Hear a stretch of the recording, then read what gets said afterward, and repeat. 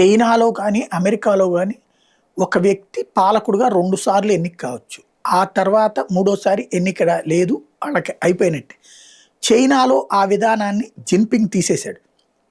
తీసేసి తనే శాశ్వత అధ్యక్షుడిగా పెట్టుకున్నాడు. అది నియంత దేశం కాబట్టి అక్కడున్న మీడియా అంతా కూడా వాళ్ళ నియంత్రణలోనే ఉంటుంది కాబట్టి సరిపోయింది. కమ్యూనిస్టుల్లో ఈయనకి వ్యతిరేకంగా, ఈయన కమ్యూనిస్టే, అందరూ కమ్యూనిస్టులే. పార్టీలో ఈయనకి వ్యతిరేకంగా ఉండేవాళ్ళు, ఈయన నిలదీసే వాళ్ళందరినీ కూడా చంపేయడము, కేసులు పెట్టేసి లోపలేసేయడము, ఉరిశిక్షలు వేసేయడము, లేదా జైళ్లలో పెట్టేయడము చేసి పూర్తి ఆధిపత్యాన్ని సాధించాడు జిన్పింగ్.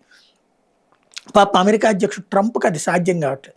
అమెరికాలో చట్టాలు, విధానాలు, ఇక్కడ సైన్యం వీళ్ళ చేతిలో ఉండదు. చైనాలో వచ్చేటప్పటికి సైన్యం కూడా కమ్యూనిస్ట్ పార్టీ ఆఫ్ ఇండియానే, అంటే పార్టీ పేరుతోనే ఉంటుంది సైన్యం కూడా. ఇక్కడ అట్లా కాదు, సపరేట్గా ఉంటుంది. అసలు సైనికులు అయితే కొంతమంది సైనికాధికారులు ఈయనకి వ్యతిరేకంగా కూడా ఉంటారు. వాస్తవంగా 2 సార్లు అయిపోయింది ట్రంప్ది ఎన్నిక. మధ్యలో 4 ఏళ్ళు గ్యాప్ వచ్చింది, కంటిన్యూ అయ్యాడు. మళ్ళీ ఇప్పుడు అయిపోయాక మూడోసారి కూడా కావాలని నాకుంది, కానీ రాజ్యాంగం ఒప్పుకోవట్లేదు అన్నాడు. అప్పట్లో రాజ్యాంగాన్ని మారుద్దాం అనుకున్నాడు, కానీ ట్రంప్కి అత్యవసర మెజార్టీ రావడం వల్ల సాధ్యం కావట్లేదు.